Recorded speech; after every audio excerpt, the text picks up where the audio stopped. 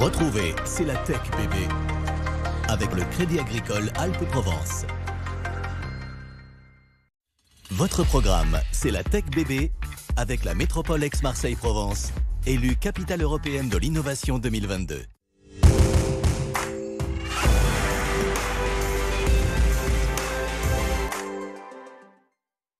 Bonjour à tous et bienvenue dans ce C'est la Tech bébé spécial industrie. On s'intéresse aujourd'hui à l'IoT. De quoi s'agit-il derrière l'acronyme Une filière en plein développement? Mathieu Somag, vice-président de la French Tech Aix-Marseille, nous dira pourquoi. Nous irons aussi du côté de Châteauneuf-les-Martigues à la rencontre de Lynx.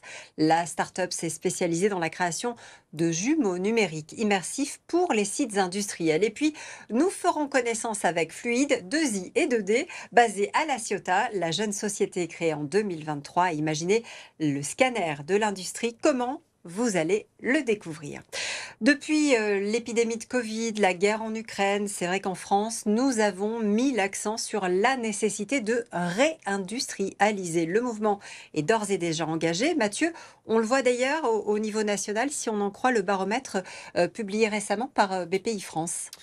Cet observatoire des startups, des PME et des ETI industriels fait état de 118 sites industriels inaugurés l'année dernière en 2023, qui sont à l'origine de la création de plus de 7600 emplois et de 235 levées de fonds à vocation industrielle pour un montant de plus de 4 milliards d'euros. Chez nous, ça donne quoi, ce mouvement? Alors chez nous, au niveau des startups, c'est 227 startups industrielles, 15 000 établissements industriels recensés en région Sud-PACA.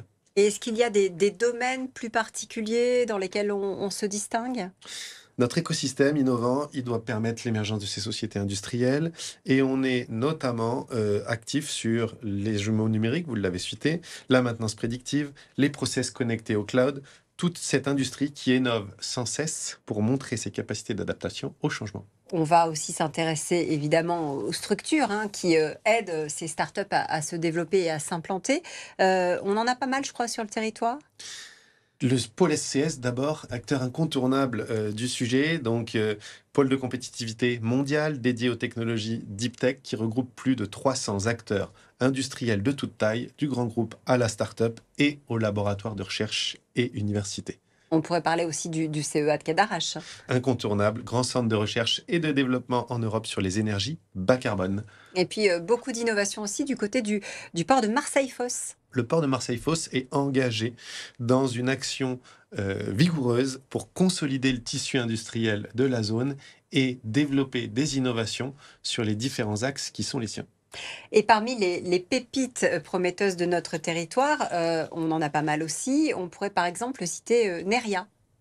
Neria, start-up qui développe des solutions informatiques à destination des industriels pour leur permettre de digitaliser leur sécurité sur site. On parle de prévention et de maintenance. Et dans celles qui innovent aussi et qui comptent, je vous propose maintenant de pousser la porte de Lynx, la start-up de Châteauneuf-les-Martigues, mise sur l'image. Elle trouve que c'est plus parlant que toutes les explications écrites. Sa spécialité, justement, vous le disiez Mathieu, le jumeau numérique au service de l'industrie. Marine Bossy. Et si le numérique révolutionnait la gestion des sites industriels? Lynx a conçu une solution logicielle data-driven pour une visualisation précise et efficace des opérations en temps réel. À l'aide de capteurs de haute technologie, il est possible de surveiller les actifs en continu dans des carrières ou les ports maritimes. Notre idée a été de développer un jumeau numérique léger et de l'allier avec les technologies comme l'IoT. Donc on positionne des objets connectés sur des actifs dans l'industrie, des crochets, des grues. La problématique du client, c'est qu'il y a un port, 800 mètres de long. On avait plusieurs crochets disposés sur ce port. Le client avait besoin de savoir où sont les positions et quels modèles de crochets sont disponibles. En un clin d'œil, il sait si le crochet est en bon état, il sait où aller chercher le crochet et on évite le déplacement d'une grue de 1500 tonnes. On optimise les opérations sur la partie portuaire. La solution vise aussi à optimiser l'impact environnemental de ces sites. On ne va pas collecter toutes les données qui sont représentées dans l'environnement. Le fait de synchroniser en continu les données, ça va améliorer la réactivité et donc minimiser finalement l'exploitation et l'utilisation de ressources qui ne seraient pas nécessaires. Lynx développe actuellement 2 nouvelles solutions pour la gestion des cales de navires ou encore les opérations de levage de grues. Et pour aider l'industrie dans ce monde de l'IoT, il y a aujourd'hui tout un tas d'objets et de machines aussi au service du secteur. Bonjour Mathieu Darnajou. Bonjour. Merci d'être avec nous. Vous êtes un des créateurs de Fluide. Je disais avec 2 I et 2 D, on va voir pourquoi. On citait le CEA tout à l'heure. C'était votre maison, il me semble. Comment est-ce que l'idée de Fluide est née? Racontez-nous. Alors c'est un projet qui est né en 2014 suite à Fukushima et la volonté de créer des outils de protection et d'analyse des accidents nucléaires. Et sur la base de ces travaux, le haut-commissaire du CEA a décidé un partenariat avec Framatome. Et j'ai intégré moi le CEA à ce moment-là. Et à la suite de tous ces développements, j'ai proposé à la direction du CEA de créer une entreprise. Et j'ai intégré le programme Magellan, donc, qui est le nouveau programme d'essaimage du CEA depuis 2020. Et j'ai parcouru le programme jusqu'à l'obtention d'ILAB, qui a permis ensuite la création de l'entreprise. Parce que l'idée, après Fukushima, c'était de comprendre ce qui se passait à l'intérieur des machines, tout ce qu'on ne voyait pas, justement. Alors, quand il y a un accident nucléaire, il y a une perte de réfrigérant primaire qui peut se produire. C'est l'accident majeur qui peut arriver, comme à Tchernobyl, comme à Fukushima. Aujourd'hui, pour comprendre cet accident, on a des outils de simulation et très peu d'outils expérimentaux. Donc l'idée, c'était de développer un outil qui permettait d'analyser les écoulements sans les perturber pour pouvoir les analyser. Et c'est là qu'on est venu à la solution de développer un scanner qui permet de mesurer et de visualiser ce qui se passe à l'intérieur du fluide en temps réel. Donc ce scanner, il regarde quoi exactement à l'intérieur des machines? Il regarde à l'intérieur des tuyaux tous les défauts qui sont en fait intrinsèquement invisibles à l'intérieur de la canalisation. Et là, je ne parle pas que de l'industrie nucléaire, je parle au sens large de tous les tuyaux de l'industrie, l'agroalimentaire, l'eau, le traitement de l'eau, la chimie, la pharmacie, le pétrole, etc. Et j'en passe. Il y a des colmatages, des bourrages, des corps étrangers qui arrivent quotidiennement dans les usines aujourd'hui et qui sont un vrai problème, surtout quand ils arrivent au niveau de la pompe industrielle qui la casse sans prévenir et qui entraînent des arrêts de production qui sont potentiellement très très coûteux pour l'industriel.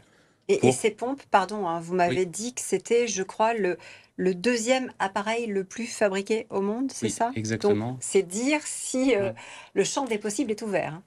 Alors, il y a un adage du secteur qui dit qu'il y a une pompe par ouvrier dans une usine, pour vous donner l'idée du nombre de pompes qu'il y a. Donc, le scanner, il regarde et il va pouvoir dire, attention, là, il va y avoir tel ou tel type de bourrage qui va peut-être endommager la pompe. Voilà, alors en 3 étapes. Aujourd'hui, on est capable de faire la détection d'anomalies, donc d'envoyer une alerte en 50 millisecondes s'il y a une anomalie de ce type-là. Demain, en 2025, on va être capable de classifier ces anomalies, donc de dire quel est le niveau d'alerte, de pouvoir donner une estimation de l'urgence de la maintenance qu'il va falloir faire.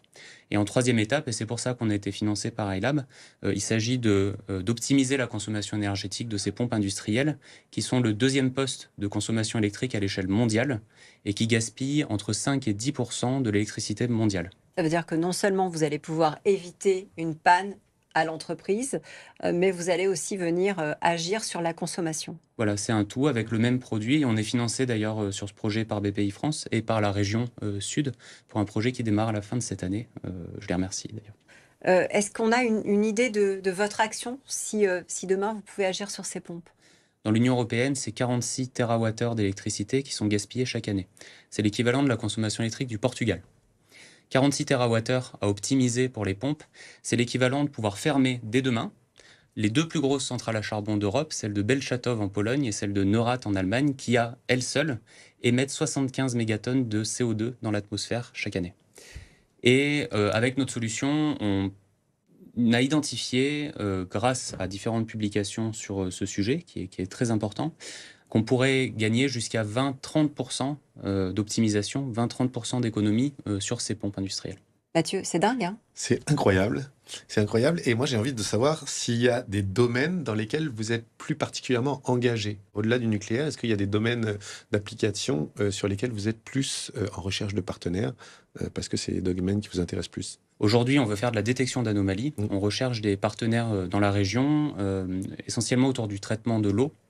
Alors le traitement de l'eau, ça peut être l'eau potable, mais il y a aussi toute la maintenance prédictive sur les navires. Je pense à la base nautique de Toulon, ou alors le port de Marseille, où on recherche des industriels, tout type d'industriels qui manipulent des écoulements basés sur de l'eau et qui cherchent à identifier les problèmes qu'ils ont dans leurs tuyaux. Ça s'appelle Fluide, 2I, 2D. Merci beaucoup d'être venu nous en parler. Nous, on va ouvrir le Bloc Tech, Mathieu, et on reste à Marseille. On reste à Marseille, SOF 2024 organisé par Rising Sud le 5 décembre. C'est à l'hôtel de région et c'est l'occasion pour les dirigeants de venir se rencontrer sur les enjeux de transition pour bâtir l'économie de demain. On parle de réindustrialisation, ça tombe bien avec l'appel à projet Première Usine. France 2030, toujours, un appel à projet Première Usine qui est en cours et qui vise à accélérer l'émergence de premières réussites d'industrialisation par des startups industrielles. On est en plein dans notre sujet. Et puis un coup de chapeau à Trust Place. Startup marseillaise, pionnière en matière de certification numérique grâce à la technologie NFC, qui a annoncé avoir clôturé une levée de 4 millions d'euros. Merci Mathieu, on se retrouve la semaine prochaine, ici même, sur le plateau de C'est la Tech Bébé.